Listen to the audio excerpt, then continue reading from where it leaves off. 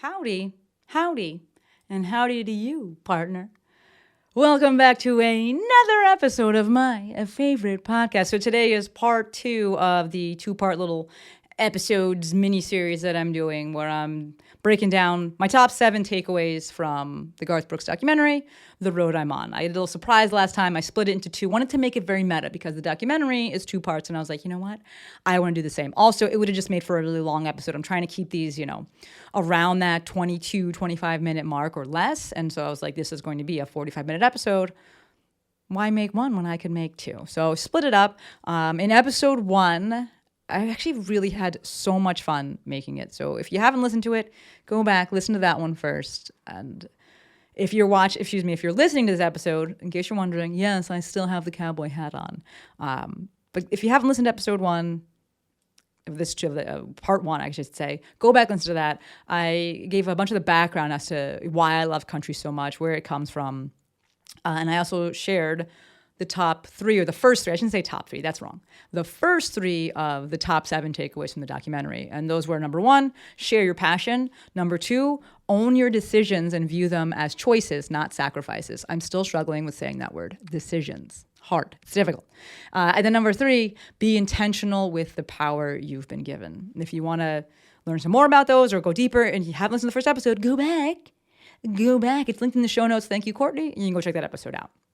Today, we're going to break down the remaining 4 takeaways from that documentary. So I'm going right now. I'm like, should I say more about the documentary? Hopefully you listened to, or you watched on YouTube part 1 of this, right? Again, this is all based on Garth Brooks' documentary. It came out in 2019. I watched it 2 weeks ago. It's called The Road I'm On. It just moved me. It moved me. Like, it rocked me in the best way. And so we got 2 episodes all about it. So today we're going to break down the remaining 4 takeaways. So let's hop right into this thing because I'm excited. Number 4, teamwork makes the dream work. So Garth Brooks literally changed country music. He changed the face of it. He brought it to the forefront. He brought it into mainstream. He was like on top of the pop charts. Like, he did so much in his career and continues to do so much, just so much. But he didn't do it alone. And most notable, for me at least, with the way the documentary was set up, was the songwriters. So point number 3 was be intentional with the power you've been given. I spoke about this on Monday's episode, not last week, Monday's episode. And that song, one of the songs that really elucidated this or exemplified this was his song, We Shall Be Free. And I love that song. It was ahead of its time. It continues to still be very relevant. And he didn't write that song by himself. It was written by Stephanie Davis. And she's actually in the documentary and is like playing on the guitar and talking about the song. And you start to realize, like, this man feels larger than life, to be completely honest. But he didn't get there alone. He didn't do it alone. All of that success wasn't done alone. And we know kind of intuitively, and he had a wife, and his kids are there, and there's people obviously supporting him, but it was really like, if we look at the actual thing that brought him to his fame, which is him performing, that was not alone, because he had a band, and even more than that, they're songwriters. Right, that's a big, big thing. And it was just really cool just to think about that and the role that people play, and kind of, think about it like from like a sports team, and this kind of specificity and this positional nature of things, where some people are just really good at certain things. And some people are the front runners. And there's that, I talk about the documentary, another documentary all the time, 20 feet from stardom, 20 feet from fame, whatever. I know that some of you listen to this and you're like, how come you never get it right, Maestro? How come you never remember? Because I don't remember it. But it's something like that, 20 feet from stardom, 20 feet from fame. It's about the backup singers.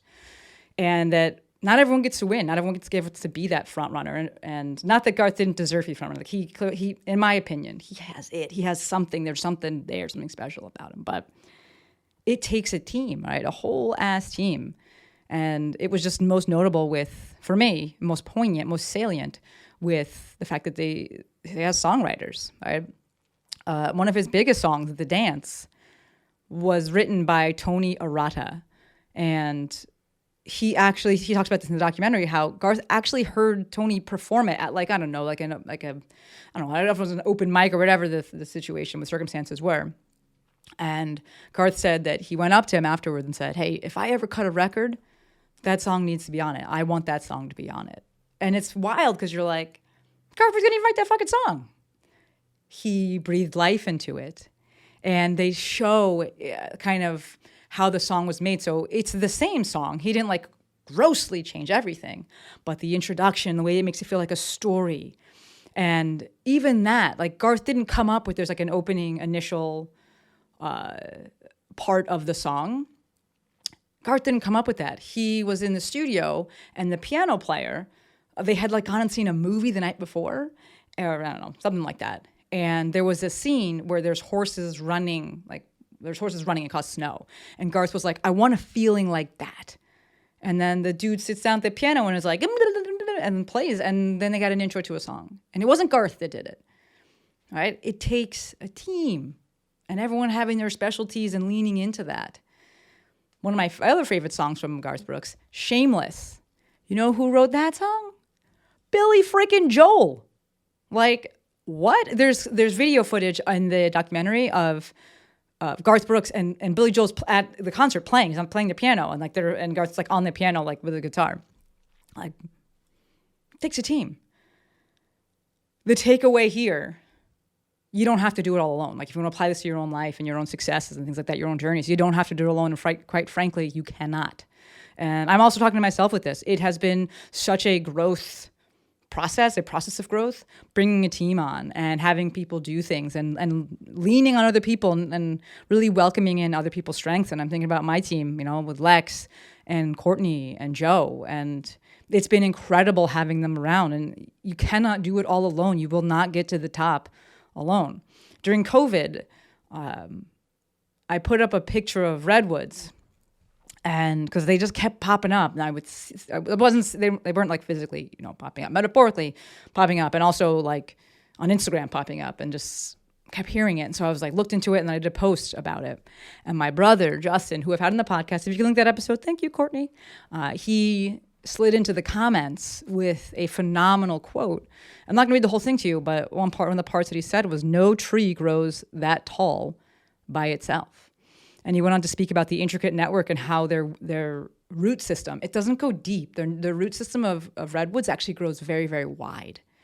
It's not deep. It's not a solo thing like, I'm just going to plant myself here. It's I'm going to lean on other people, and I need other people. And he's talking about, the symbiosis and the symbiotic relationships that existed. But the part that I want to take away from that is no tree grows that tall by itself.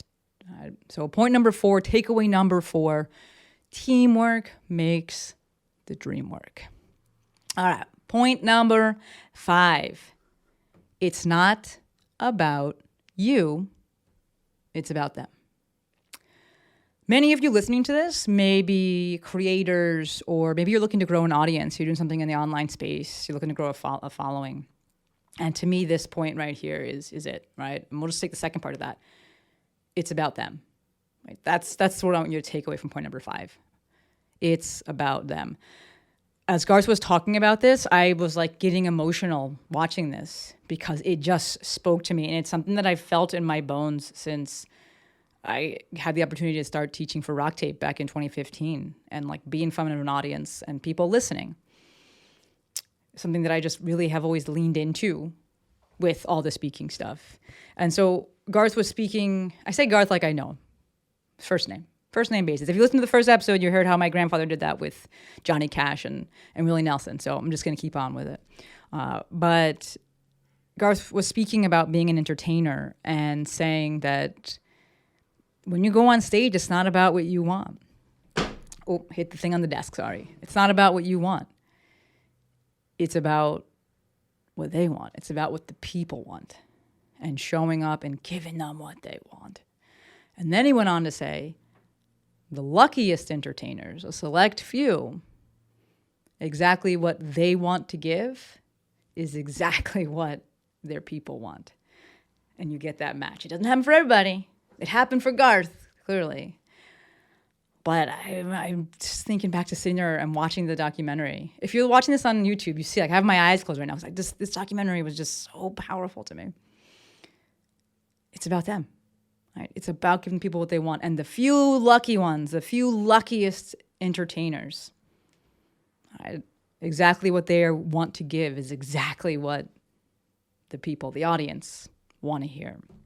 So the takeaway here, if you're looking to build an audience, if you're looking to grow a following, if you're looking to get in front of people, remember that first part, that takeaway there. It's not about you, it's about them. All right. I'm having a blast, by the way, folks. I am having a blast recording these 2 episodes. Like, these are probably 2 of my favorites that I've done in a long time, just maybe ever. I don't know. I am just so good. Point number 6, takeaway number 6. When people believe in you, believe them. This is something that I've said quite a bit. I put it in newsletters. I actually shared it on my broadcast channel too long ago. Like, this is the real deal here. When people believe in you, believe them. I am privy to this world, this social media world and coaching, this business coaching world. And I watch people deal with, imposter syndrome. I fucking hate talking about it, but I watch people deal with, these confidence issues. And one of the things that I look to do is basically lend people my confidence. And I believe in them. And it's my hope that they believe me. I believe in you. I'm not going to fucking, blow smoke up your ass here. And I want people to walk away with this. When people believe in you, believe them. Whether it's, your family member, your mom, your dad, your brother, your sister, your dog, whatever. Your best friend, the people on social media, strangers, that's amazing. When people believe in you, believe in them. I'm thinking about Allison. And then obviously my mom was number 1.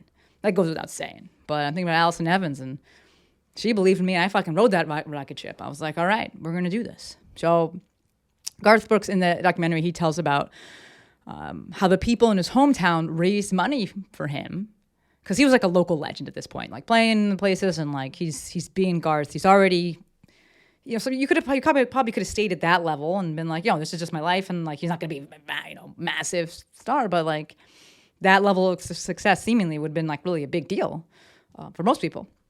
But people in his hometown raised money so that he could go to Nashville and so he could give it a shot.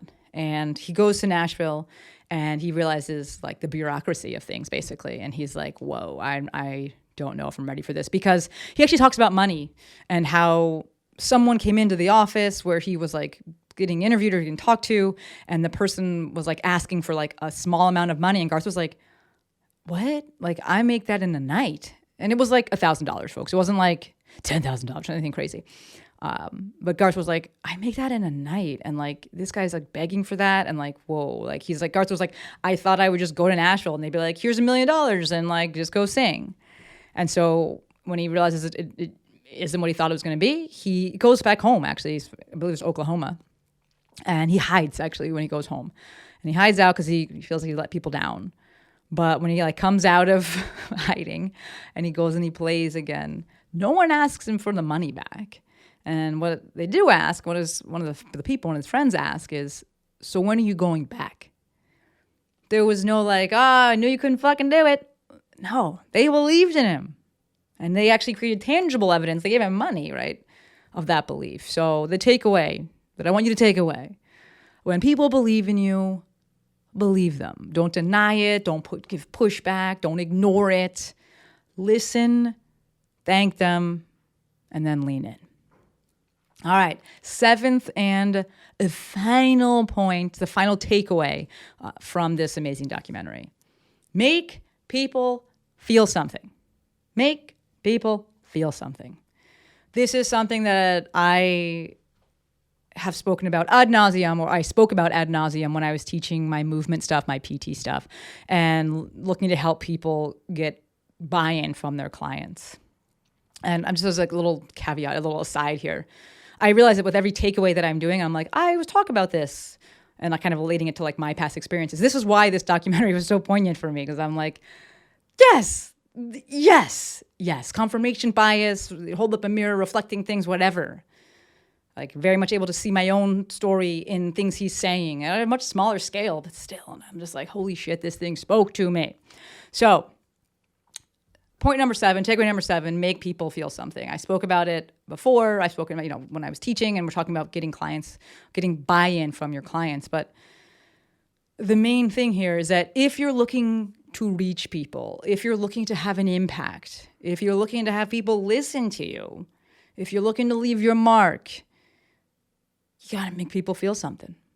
You gotta make people feel something. So when I was talking about this with PT, I was literally meaning like make them feel something, right? Like this was a lot during like the kind of when the tools, instrument-assisted soft tissue mobilization kind of stuff, scraping, grasping, whatever you want to call it. And like you gotta make people feel something. Not that you hurt them, not that you're so aggressive, and I could make a whole episode about, the nervous system is queen, but you gotta make them feel something. That's how they buy in. You gotta make them feel a difference between the before and the after. And they're like, oh yeah, something did change. I felt that. That's what Garth Brooks does. He had an estimated 1 million people in Central Park for his free concert in 1997. 1 million! 1 million. And as an aside, he was very nervous about who would show up and how many people would show up. He knew some would. 1 million. They had to open up the overflow and people in the street. 1 million. That doesn't happen by accident.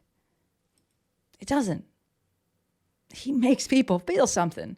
How? I could probably make a whole episode on let's kind of dissect this, but I think that some of it is from the points above that we said, right? Understanding that it's not about you, it's about them. The teamwork, sharing your passion, leading with your passion, being intentional about the power that you're given. I think we can tie it into those points. But some of it, I think, maybe is kind of intrinsic. It's an it factor that he has, that people have, this intrinsic magnetism. But I think that we can still take things away from this takeaway from this point, in understanding that what Garth Brooks created, what he stood for, who he was, who he is, all of it made people feel something. And if you're looking to get people to listen to you, if you're looking to make a difference, have an impact, change things, create things, it doesn't matter. You got to make people feel something. The thing that I can identify here, as it relates to a kind of an action item, is that this will not happen by you trying to be like everybody else or even like anybody else, right? If someone was like, I'm just going to be like Garth Brooks, that wouldn't work. It's already been done. It doesn't work. Like, there does need to be this, I don't even want to say uniqueness, but this authenticity factor to it. And you being you and leading with your passion and leaning into that. And my whole shtick of more you. So there you have it, folks. The completion of the top 7 takeaways from Garth Brooks's, it's a little hard to say because it has the S on the end, of the Garth Brooks documentary, The Road I'm On. Number 1, share your passion. Number 2, own your decisions. I can't say that word. Number 2, own your decisions and view them as choices, not sacrifices. Number 3, be intentional with the power you've been given. Number 4, teamwork makes the dream work. Number 5, it's about them.